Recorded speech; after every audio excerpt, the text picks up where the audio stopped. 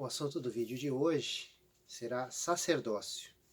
O sacerdote no Antigo Testamento, ele tinha algumas características ou funções, né? Ele servia ou ministrava a Deus no templo, né? O que nós podemos fazer a referência ao trabalho servindo as pessoas, servindo a igreja, né? A adoração e o sacrifício. Ele também era um intercessor, né? Mais especificamente um mediador entre o homem e Deus. Na intercessão nós podemos fazer a comparação com a oração e a intercessão. Ele era também o mestre da lei, ele ensinava a lei ao povo. A associação que nós podemos fazer é no estudo da palavra, no conhecimento da palavra e também na questão do tempo devocional.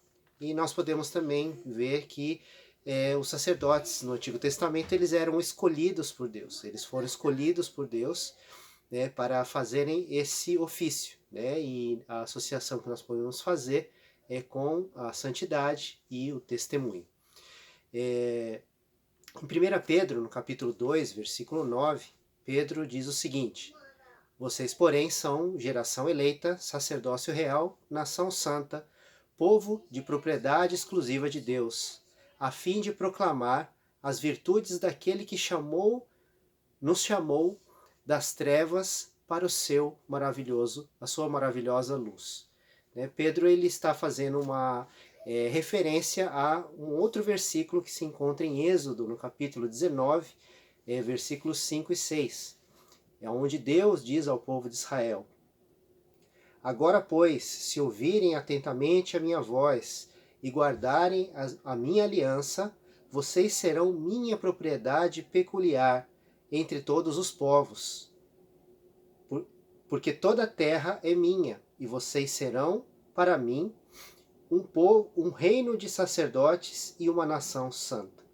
Então, Pedro mostra aqui que a ideia de sermos sacerdote, ela não é algo que foi criada do nada, da mente de Pedro, e sim é algo que ele entendia de acordo com o que ele conhecia da vontade de Deus para a criação. Mas e agora, em relação a hoje, o Novo Testamento, no tempo da graça em Cristo Jesus? Como nós podemos entender o nosso sacerdócio hoje?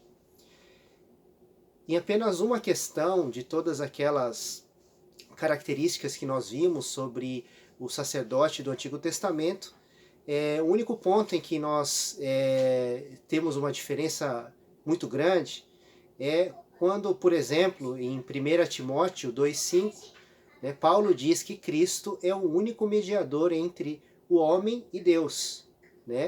Mas mesmo assim, se tratando de mediação, ou de estar na posição entre Deus e o homem, ainda assim nós temos algumas coisas que nos é característico.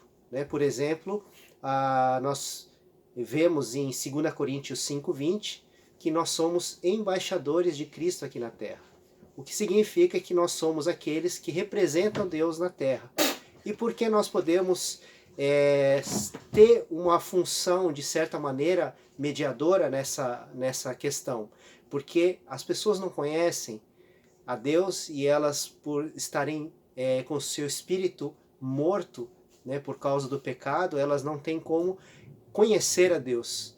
Mas nós que temos o espírito vivificado, nós conhecemos a Deus e podemos então apresentar a Deus às pessoas. Fora essa questão da mediação, as outras funções sacerdotais, elas continuam valendo nos dias de hoje. Nós servimos as pessoas, servimos em nossa casa, ministramos em nossa casa, ministramos na igreja, nós oferecemos sacrifício de adoração, nós adoramos ao Senhor. Nós somos intercessores, em oração e intercessão, oramos por aqueles que ainda não conhecem a Cristo e somos mediadores, em um certo sentido, como vimos, para realmente mostrar o amor de Deus para as pessoas. Nós devemos ser mestres da lei, ou mais especificamente conhecermos a palavra de Deus, através do estudo da palavra, né, da busca do conhecimento e do tempo devocional, onde nós temos o nosso conhecimento individual, pessoal com Deus, né, e nós podemos sim lembrar que somos escolhidos, porque Deus nos amou e nos chamou, né, nos chamou das trevas para a sua maravilhosa luz.